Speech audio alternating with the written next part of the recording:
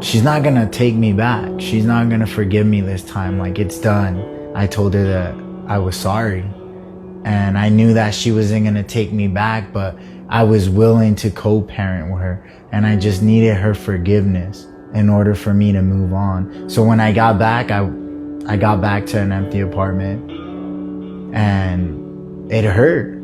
I was just sitting there all alone in my bed and just staring at the ceiling and wondering how was I gonna fix things. And something just told me to pick up my phone and start, Googling spiritual marriage counseling. And when I typed that in, this link popped up and there was a video. I watched the video, and after watching the video, it said to write something. So I comment on the box and just hoping that somebody would respond, and Pastor Michael happened to respond. So it was earlier in the year, I got an email. I'm used to getting emails from CV Outreach. I woke up in the morning, was doing some work before the rest of the family woke up, and saw that there was an email from somebody named Alex and was needing help with marriage.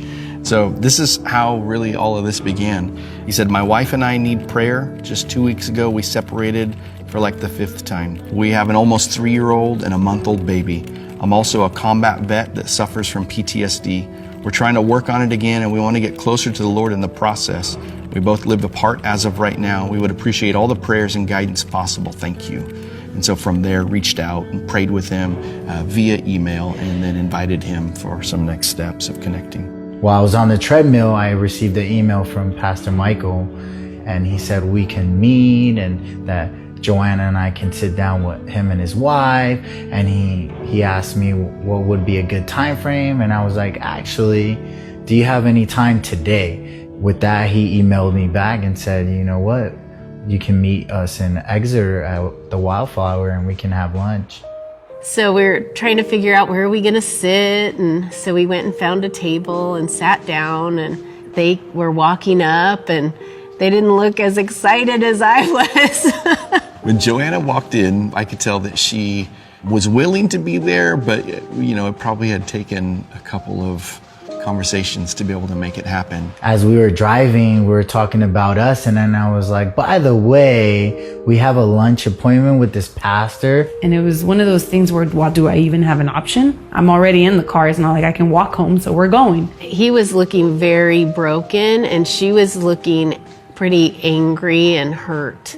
And I just remember thinking, what can they have to offer us? There is no hope here. Like, what is it that is going to be so magical that's going to change things around for us? We basically just then began to share our story, to open things up and to kind of soften the mood a little bit. It was a one-on-one type of thing, and I just sat there and listened. And as I sat there, I might tear up. Something in me clicked. I tend to have this, they say this 3-month problem where everything's good, and then after 3 months I start to fall into this hole, this depression. We were talking about going to New York, so I ended up just buying tickets. He had talked about life had happened in these 3-month cycles where he would kind of freeze and run. I know everything my husband has gone through with being a Marine combat, and even as a child, the stuff he went through. And I knew it, but it never really made sense. And I vividly remember Pastor Michael looking at Alex and describing Aladdin. I just remember a prophetic word just coming. Aladdin is the way that the Lord spoke it. He's self-proclaiming, I'm a street rat, and he runs and he steals, and out of identity, of course it made sense that he lived the life. I said, I think that God is trying to say, you're not a street rat. You don't have to run anymore. And this big dude just broke. And it was like an aha moment. Like, it makes sense. I get it now. Maybe I do want to give this another chance. Maybe every single time we thought we were doing it right, we weren't, because we weren't doing it with biblical guidance. We never had a group of people to push us up, to say, you can do this. So from that sit down at lunch, what we invited them to do is come to church. And again, I think that's where we were watching to wait. Will they respond or not? He invited us to church. We went to church. We sat right in the front. And I remember sitting there crying. It was like a huge weight just fell off. That's that very first day when I walked into Church of God and we started worshiping. I just felt like all these chains just fell off. I just let him take control. They came to church and it was amazing. We got them connected to a couple of the people that we wanted them to have contact with. And then we invited them to come to our home group, which meets right after church. As they came into the house, I remember taking Alex and introducing them to a couple of people, but specifically, I'd already told Alex about Abram. I wanted Alex to hear Abram's story because we watched God do amazing things in Abram and Danielle, and we knew that the same thing that he had done there, he could do this in Alex's life. That's when Pastor Michael introduced me to Abram and Danielle, and they took us in and took us under their wing, and every day they are willing to take the time out of their busy schedules to give us advice and to nurture our relationship. They went from strangers, just 4 days, 5 days before, to in the middle of a spiritual family, and it fit and it stuck, and they were excited to come back again and again. And so in 5 months time frame, it really feels like they've been with us forever. We go to home group. It's supposed to be from 12 to 3. We have left at like 6 because we have so much fun and we just enjoy being there. It's amazing to just relate to people and see how God has transformed their lives or their marriages. I can't stress enough how much that was a piece that we were missing in our marriage. It would have probably took us a lot longer for us to reconcile than for her to move back in. And I just think that because of the home group and their prayers and us just sticking together and texting one another and keeping each other honest is what gave us that extra boost in our faith. We support one another. As we introduced them to everyone and they were seeing results and in the Word, they just, like when I see them now, I just see them full of joy. It was amazing to be able to see that as a baptism happened, Alex, said, I've never been baptized before. So we had the conversations and kind of walked through what it means and why you would get baptized. It's not magical water. It's not going to wash everything away. If anything, it might make things that much harder. But I was so eager and willing to accept that challenge, because I told them that it was long overdue. I should have been baptized years ago. Alex, it is my honor and my privilege to baptize you in the name of the Father, the Son, and the Holy Spirit.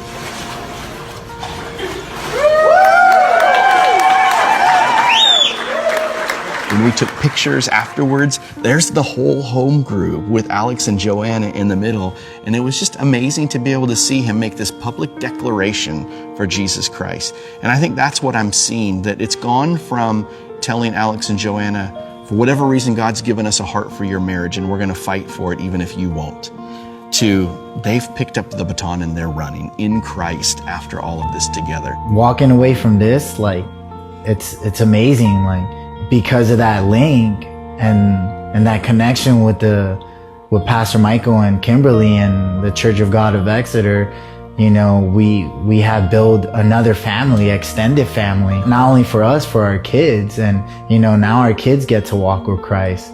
I want biblical guidance. I want godly guidance. I don't just want to go with what I'm feeling or how I grew up. I want them to help guide me, guide my daughter, so that she does grow up to be fierce. She's gonna be one fierce little lady. This is gonna make a huge difference and impact in their children's lives in the way that they have relationships at some point, because they're gonna see they had a difficult time, but they fought through it and worked through it. I see Alex now, and when he's parenting Naya or when he has those interactions with Naya, that just melt my heart. And ever since we've been in group and we've started going to church and we've been communicating with one another more, I see him parent her, or I see him play with Noah and the love he feels and the love he gives, and it just melts my heart. Like, it just makes me love him even more. You know, all I know about Alex before the email is what he's told me. I mean, he's got all of these qualities that I think the world is oftentimes looking for, but had all these inner insecurities that would show up in ways that were either self-destructive or relationally destructive. In fact, the 3-month mark was a big thing. You know, we're past the 3-month mark. In fact, yesterday we were celebrating. You guys did it. Like, you're past the first 3 months, and the character that God's wanting to develop inside of you is strong enough to get you past that first hurdle. I can't wait to see what the next one and the next one's going to look like. Yeah, it's pretty cool to be able to see that that guy that would run every 3 months is now sticking it out and dreaming about long-term future goals. We're never going to be a perfect marriage. There's no such thing as a perfect marriage. But by having that community, that support, we can manage and get through any challenges that we are faced with. As of right now, I'm just gonna keep doing what I need to do to continue to strengthen my relationship with him. Just keep reading his scripture and filling myself up with all his love, and filling up my family with all his love, and just being that spiritual leader in my household that he has made me to be. When we first met them, it felt like they were willing to do the work, but that they had been down this road so many times before. But it was amazing to see that they were both willing to engage in the process, and I was honored that we were able to be the ones that got to partner with what God was doing and to be able to be the hands and feet. As hard as it was to go through these very hard moments, looking back, I wouldn't have it any other way. I wouldn't, because we would have missed out on home group. We would have missed out on our church. Why did it take a night of despair to reach out? I don't know. God set it up that way. God gave us technology for a reason. And if God can reach 2 neighboring towns with one little type, it's endless who else he can reach. So I think when I think back about this story, even though Alex is only 11 miles away, I never would have been able to know him and know his story. And I've never been able to be a part of this story without CV Outreach being a part of it. So I'm super thankful that they played a part to be able to build this relationship.